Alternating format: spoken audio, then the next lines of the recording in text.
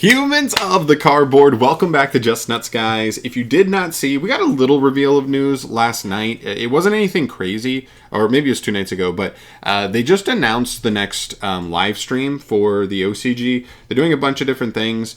They're doing like a Matsuri exhibition match. They're doing a Duel Academy special lesson from Dr. Crowler. We'll talk about that in a sec.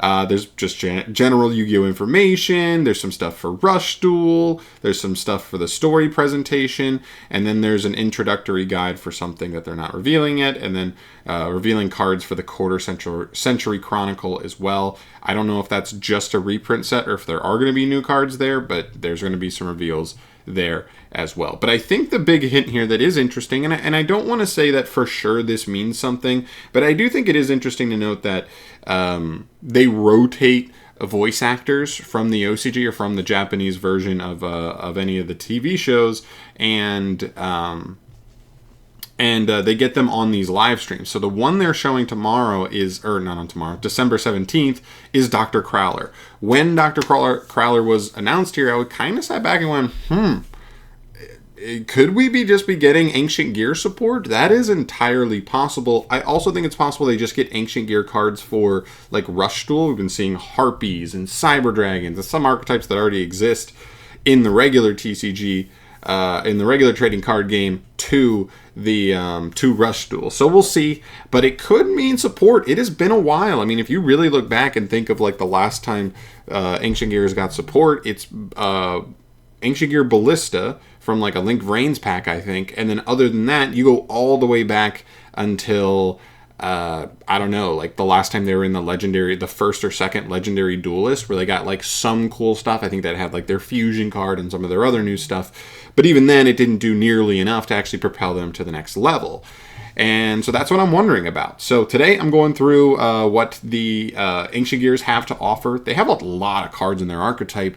And only a handful of them are actually playable. So let's get into it. Let's start off, of course, with Ancient Gear Golem and Ancient Gear Golem Ultimate Pound. This is a tribute summon archetype. Their main boss monsters cannot be special summoned. They have to be tribute summoned or cheated out of the deck by ignoring summoning conditions. And they're fine. Basically, the whole crux of this archetype is they summon a big Chungus, and when they go into the battle phase, when all their big boys attack, they're like unaffected by spell and trap cards. So they're annoying for certain decks to interact with, because by the time they get to the battle phase, it's too late. And some of them can attack multiple times, most of them do piercing, and then you can hopefully just OTK. The problem is, the engine is not nearly good enough to like play through interaction for a deck that clearly wants to opt second, because there's like no interruption that this deck sets up. And even these guys are not nearly good enough. It's only when this card attacks it's unaffected by spells and traps. So if you just try to go like attempt to leave main and they just fire any quick removal, like you just lose the duel. And I think it's important to note that even though these cards are not great, this is an anime deck, and whether it's Dark Magician, Blue Eye, Cyber Dragon, whatever, they will make us have to play these cards because these are the ones that are nostalgic. These are the ones that they want to be the centerpiece of the deck. So whether they're good or not, they're probably going to be a part of this deck no matter what. So keep that in mind. Even if it's just as fusion material, they're going to be a part of it. The best card in the archetype, in my opinion, is Ancient Gear Ballista. This takes any 2 Earth Machines, which does allow other potential Earth Machine engines to be a part of this deck. On Link Summon, it adds any Ancient Gear monster or Gear Town, both good cards for the archetype. And then it can also pop a spell or trap to then change the battle position of a monster your opponent controls, and make its stats become 0. Oh, I'm sorry, it just makes the stats 0. It doesn't change its battle position, my bad. But popping your own spells and traps is actually good because a couple of the Ancient Gear spells and traps actually get you advantage when they're destroyed. So that's really good utility as well. Really, really phenomenal card.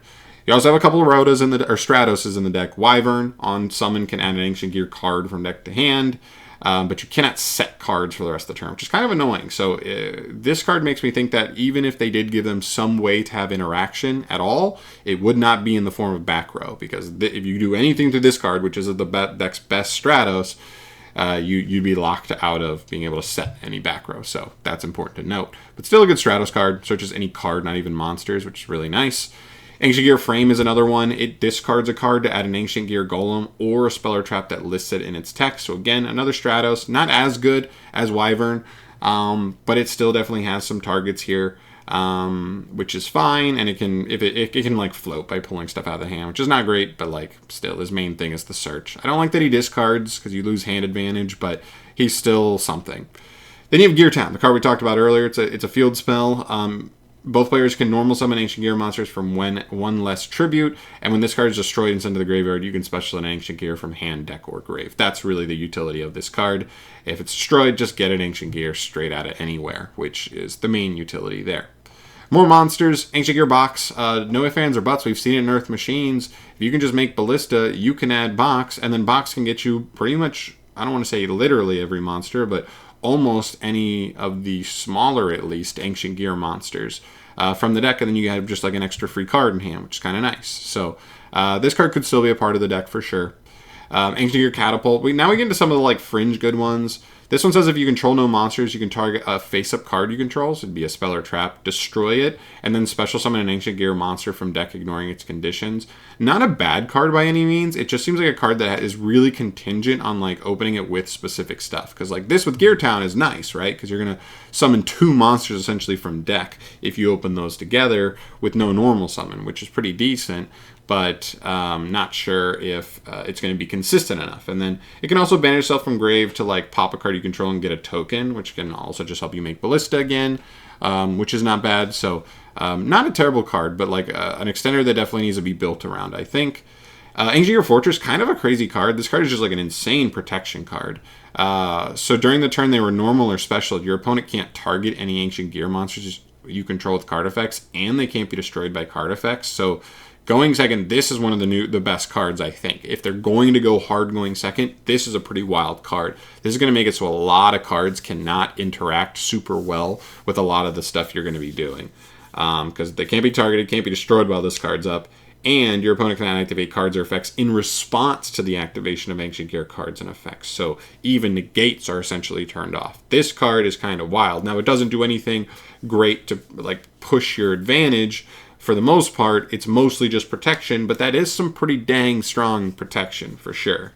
And the last effects of it is if it's destroyed in the spell and trap zone, you can special summon an Ancient Gear from hand or grave. So it does float too, so it's a nasty protection card, and if your opponent has to out it by destroying it, you do still get some advantage back, which is still not bad.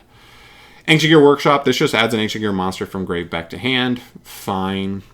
Ancient Gear Factory, reveal a high-level Ancient Gear in hand to banish. Then banish any number of Ancient Gear monsters in grave whose combined levels are double the revealed monsters, and if you do normal summon the revealed monster, you do not tribute to do this.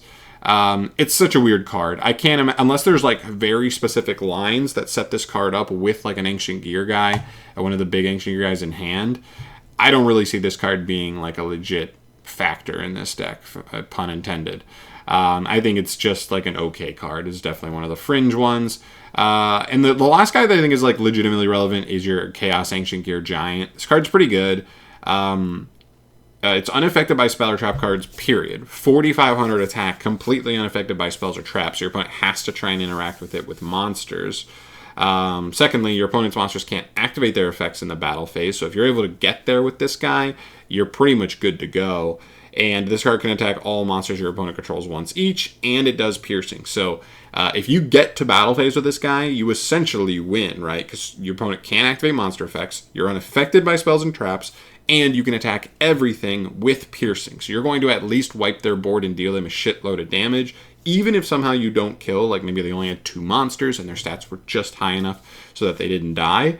You know, you're at least wiping their board, and then this card's still annoying. If you don't have monster removal for this card, you could be in a pickle. So this guy is the main OTK tool that the deck has at this point. I think somehow I lost Ancient Gear Fusion somewhere. Oh, here we go. Sorry, I got actually lost here at the end. This card's pretty good. You can fuse for an Ancient Gear Fusion using monsters from your hand or field as material. If you're going to use Ancient Gear Golem or Ultimate Pound, you can actually you control. It has to be on field. You have to. You can use the other materials from deck. So if you can at least get them on field, then it becomes much easier to fuse and much more resource efficient. But you do still have to put the annoying big brick boys on the field already, which is kind of tough. And then for some funny ones, Ancient Gear Drill can technically set any spell card in the game, but it can't be activated that turn, but still a funny card, actually. Maybe even side deckable. for if like you're made to go first. Like you could, it doesn't say normal spell, so if you could even set like a quick play spell like Spellbound or something, and like try to stun your opponent out going first, which is kind of funny. And the last one is Gear Reborn. It's a continuous trap that if you control no monsters, you can just reborn an ancient gear from grave. It's not even it's just every turn. So as long as you have no monsters, you can just get a free ancient gear card back, which is pretty good. Not a terrible card for the grind, but something tells me this deck is not about grinding. That's why it's at the end of the list here. Last thing, going over this deck, it needs some strong support, really strong. The deck has very little extension. It feels like you're very normal summon reliant, and the deck, how does the deck even with its engine like make Ancient Gear Ballista consistently? I don't feel like the deck has a way to do it. And Gear Town's one of the best ways you extend, but like it's not an Ancient Gear card, so it's not searchable off Wyvern. I don't know if it has Ancient Gear Golem in the text, so I'm not even sure if you can like add it off. It doesn't even have Ancient Gear Golem in the text, so you can't add it off of Frame either. So how do you search this card, kind of thing? But it's supposed to be one of your best extenders if you just have any way to pop it. So weird situation there.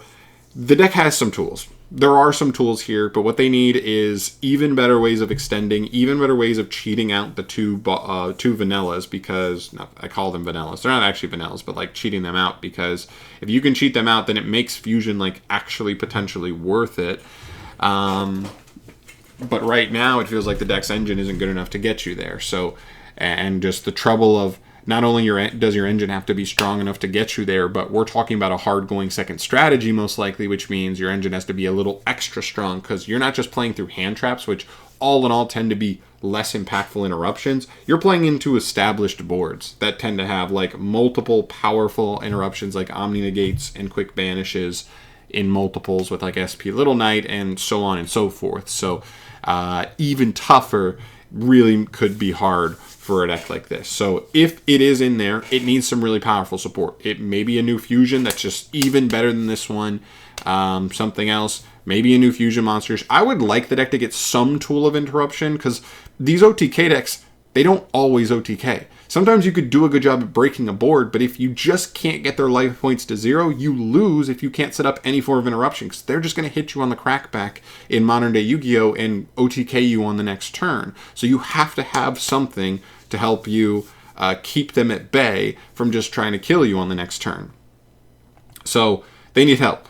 They have some tools. They've got a Stratos. They've got some cards. They've got the really good Link 2. They've got the really good Stratos monster. And there's some other small things in between here that are decent. They just need to like give them extension and the ability to push through interaction, because that's just what you have to have if you're going to be a going second juggernaut that can actually compete. Because even stuff like dinosaurs can't compete anymore. They opt to go first now because going second's just too tough in modern day Yu-Gi-Oh! So it is what it is. So hopefully we get something cool. I have a lot of people in my comment section asking me about Ancient Gears recently, so hopefully for their sake they get something. And maybe just as a little bonus, if we get something, hopefully it's not only good for Ancient Gear, but maybe we get a little something that even helps Earth Machine a little bit, so that way they can hit like 2 birds with 1 stone there and help out fans of both types of decks at the same time. That would be really cool as well. But that's where I'm at. Let me know your thoughts down below. I'm not a Ancient Gear connoisseur, so my opinions here are just informed on the base level of reading these cards and my general understanding of what the archetype does. If you know a little bit more in depth and you have opinions on like what specifically they need to give this archetype, please throw it in the comment section down below.